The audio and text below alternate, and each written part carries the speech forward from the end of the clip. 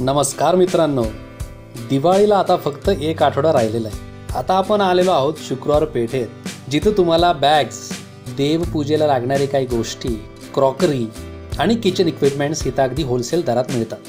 थोडंसं पुढे गेल्यानंतर तुम्हाला इथं दिव्यांची असंख्य अशी वेगवेगळ्या रंगबिरंगी माळा दिसतील। त्यानंतर ह्याच्याच अपोजिट आहेत आर्टिफिशियल फुलाची दुकाने आणि इथं अवेलेबल आहेत आकाश कंदील, ज्याच्यावर देव आणि देवींचे फोटो लावलेले आहेत। अशा पद्धतीने अगदी होलसेल दरामध्ये इथं उपलब्ध आहेत। इथं आहे बर्थडे सेलिब्रेशनसाठी लागणारे बऱ्याचशा गोष्टी आणि त्याच्याच अपोजिट आहेत लहान मुलांसाठी खेळण्या बल्क क्वांटिटीमध्ये स्वस्त दरात उपलब्ध आहेत।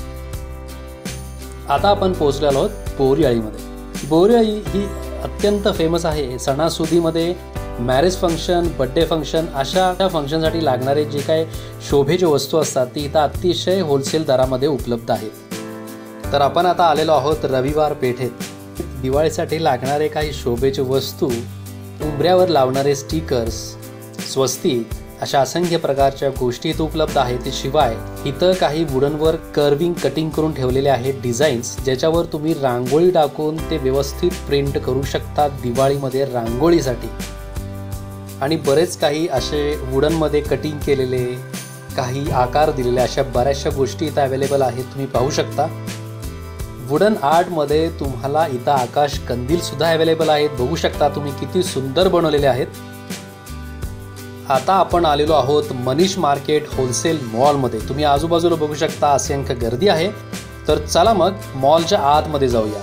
इथे तुम्हाला अतिशय होलसेल वस्तू मिळतात, जे छोटे छोटे दुकानं असतात ते इथनं होलसेलमध्ये घेऊन विक्रीसाठी आपल्या दुकानात ठेवतात। इथं आहेत कॉस्मॅटिकची दुकानं, बेडशीट, त्यानंतर ज्वेलरी अशा असंख्य दुकानं आहेत। आणि हा मॉल 2 मजली आहे, काही दुकानं वरच्या साईडला देखील आहेत। तर अशा पद्धतीने आपण इथून या वस्तू घेऊ शकता।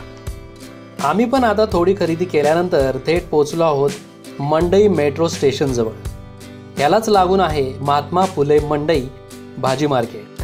तर चला काही फ्रेश भाज्या इथनं घेऊयात। मंडई मार्केट बरंचसं मोठं आहे, इथे अतिशय ताज्या भाज्या असतात। तर काही भाज्या आपण घेतलेल्या आहेत।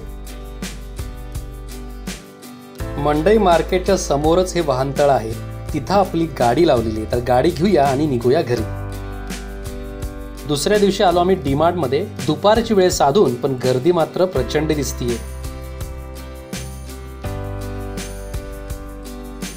हे आहे बॅगेज काउंटर। तुम्हाला तर माहितीच आहे, आतमध्ये जाताना आपले बॅग सील करून घ्यावे लागतात। इथे बघतोय तर एवढी लांब जचक लाईन।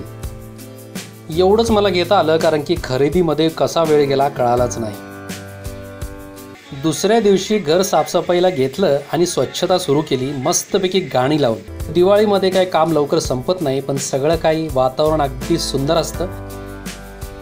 तर मित्रांनो, तुमच्याकडे पण दिवाळी तयारी चालूच असेल तर आपण नक्की भेटूया दिवाळीमध्ये।